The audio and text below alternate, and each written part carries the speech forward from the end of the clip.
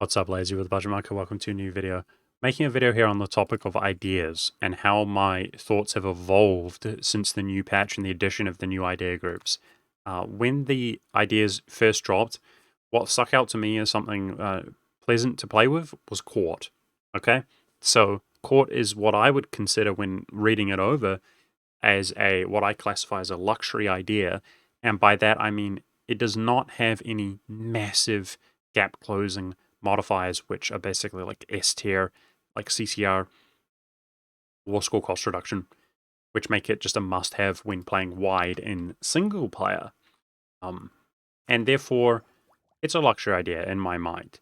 But I would take the idea, and I really enjoyed using it. And lo and behold, all these months later, in this hardcore run here, this is, I'm really going for something crazy here. We're going for one faith, one culture, etc. This is our Italian culture here. As a one province minor, would you believe it, guys, as Ragusa. This is our progress. Tune into my live stream if you want to see the results. The point is that I'm taking court idea even in this run, such a serious run. So basically it has grown on me to from something like a luxury idea where it's like, oh, that's nice, makes our life nice and easy, to actually, I think it's one of the best ideas in the game, guys. I have to give it credit. So I'm going to try to justify that to you right now and explain why I think it is so powerful. And there's a couple of reasons why. In my particular run, I started as Ragusa. Ragusa has Republican tradition, which gives you reform progress. And being a republic, they're able to take plutocratic ideas. Plutocratic has a reform modifier, reform progress modifier. It also has a policy with court, which gives you 25% reform progress. So combined with this here and those two modifiers, being a republic, we were able to absolutely smash out the reforms. So it kind of dawned on me, guys, reform progress equals CCR and admin efficiency, you know? Not exactly, and it's hard. You need to kind of really focus on it, but you access these nice and early into the game. So it's something to consider that it helps you access those a lot earlier, which are gap closers, right? But it doesn't stop there. On the topic of reform progress, I just want to give you guys an example. There's many modifiers in your estates, but we're talking about one single modifier. If we go to the estate and we look at this, I also used, in order to access the deep reform so quickly, clerical education. Clerical education in this case would give me about 10% because this modifier here is affected by your influence of the estate. My influence is low because I'm in the age of absolutism. The actual education itself increases the influence. So if I would take that, that would actually go up.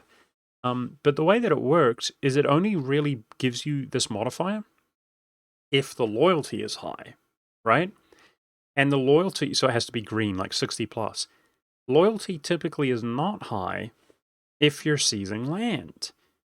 So even if you take this in your run for reform progress, it's typically not going to do much. It does a tenth of this, so it'd be doing about 1%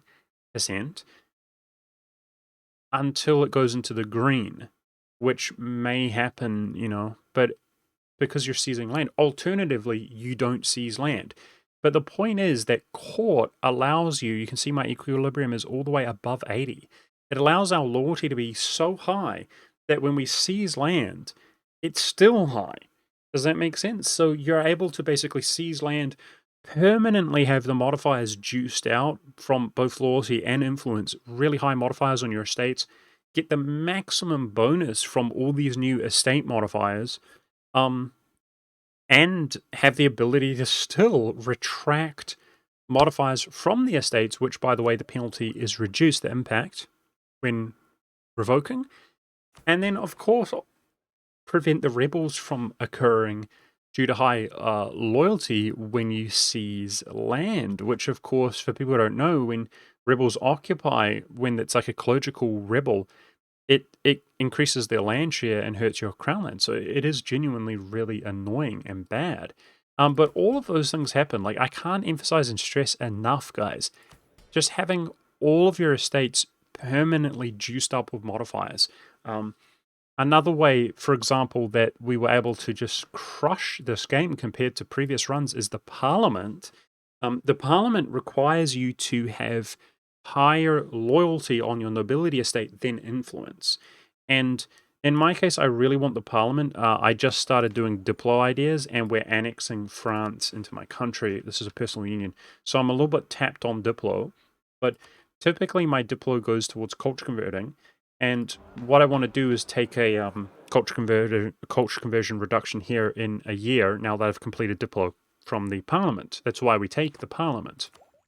But the point is, you need higher loyalty than influence. And typically in your runs, you would be retracting bonuses from the Parliament because you've got the Age of Absolutism coming, or at the very least to reduce the influence down. But retracting hurts the loyalty, and you're also trying to seize land as you're coming into the Age of Absolutism for more crown land. And these things are not conducive because they piss off the estate to flipping Parliament. In my case, I kept a close eye on it, and due to having the additional loyalty, the nobility was just happier than it had influence, despite myself jamming all of these modifiers. And as soon as the age begun, I was able to just click the parliament with ease, which also gave the parliamental land share to the crown land. But of course, PP from insults. This is 100% more, 100% more. This is one of the best ways in the early game. You know, imagine as soon as you hit your first technology at Tech 5, you drop 100 Diplo, which you could easily have saved up, or 400, whatever, and insult, and boom, that can make the difference to gaining 1 to each monarch point. When you're playing a challenging nation, a challenging start, like an OPM, guys, often you don't have power projection. And what is better, especially in the early game, than monarch points? You know, 1 monarch point per month. So what I'm trying to describe is I actually feel like this idea group is so strong on the luxury side of things that it almost eclipses being a luxury idea and becomes like an S tier gap closing type idea. It's just so good. And that this is the least of it, because there's one more thing that I wanted to bring to your attention. This is under the assumption you don't already know this. A lot of people might already know this, but the last thing is policy. CCR. So with administrative, you have 5 CCR. I mean, the thing is, think about it. I am over my maximum free policies here. So this is costing me 1 admin per month. But it's CCR, reducing the core cost and core time. Rest assured, in a game where we are playing wide, guys, expanding, it saves you more admin than it costs, right? Surely. So in any game that you go wide, you're going to take admin ideas, right? And so therefore, this is an objective good, like every time. It's a mindless bonus. There's no downside to it. It's such a strong policy. We also have 5% war score cost reduction. Amazing in my case. But that is, of course, with religious, which is not necessarily going to be taken or required in every game. But another great policy. We've got war score cost reduction and CCR. And yeah, just remarkable. I will say, because I told people I took plutocratic, that being a republic, we were absolutely juiced up ahead in monarch points, of course, in our game. That's what republics do. And I abandoned plutocratic after completing the reforms for quantity, as you can see. And I'll just quickly touch on other ideas. Guys, quantity used to be really OP, then they nerfed it into the flippin' ground. Now you might think, okay, if it was at 25%, the modifier is 33% really that good? If you don't know, it has this modifier, which has moved from defensive. And in my opinion, quantity is back. It is absolutely back. It is the best military idea, in my opinion. And it's also in a great spot. So please, Paradox, just because these ideas are good, please don't like ruin them and make the game miserable. I'd appreciate that. Just because they're good doesn't mean you need to like nerf them into the ground. And lastly, I wanted to talk about infrastructure ideas, guys. I'm not a fan of infrastructure ideas. I feel like it worsened economic as well by taking the development cost reduction away, which is pretty sad. But what I will say is I think that this has some pretty good uses, construction cost reduction. And the reason why Just like I said, abandoning plutocratic ideas, infrastructure ideas, this is the second one in. So there are scenarios, particularly in the early game, because you're limited by things such as aggressive expansion. You might have a really good. You might have a 6 in admin or whatever. You're limited. Let's say a game that comes to mind, for example, good synergy is Brandenburg, guys. Let's say that you're Brandenburg emperor. You've revoked, and you have this large landmass to invest into. You don't particularly need admin points because your subjects are coring. You're still feeding the empire, and Brandenburg has the 15% construction cost reduction. So with Empire Renaissance, that's 10%. 15 is 25%, and you might have an abundance of admin points available. When you unlock one of your idea groups, you could take infrastructure to reduce that down to 35%, not including maybe missions or something like that.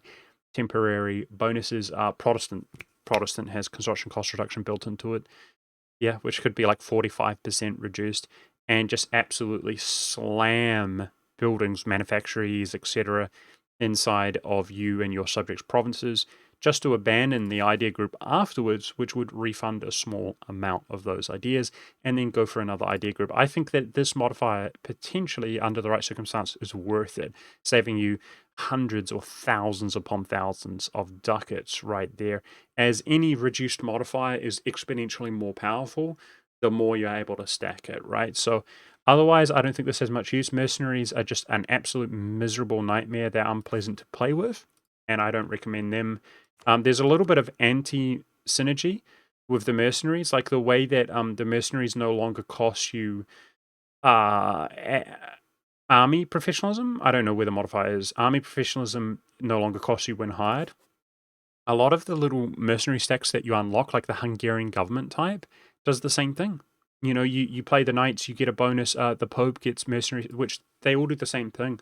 So a little bit of anti-mercenary synergy there, but mercenaries are just miserable to play with. Those are my thoughts, guys. I'd be really interested in your thoughts. What idea groups do you like? Do you agree that court is just it's? I feel like it's the best luxury idea right now, and here I am using it when I'm taking this game more seriously than ever before. And yeah, what can I say? It's good, dude. So just wanted to inform you guys where my mindset is at. Hope you enjoyed this video. I hope you learned something. Thank you very much for watching, and I'll see you live or I'll see you in another video.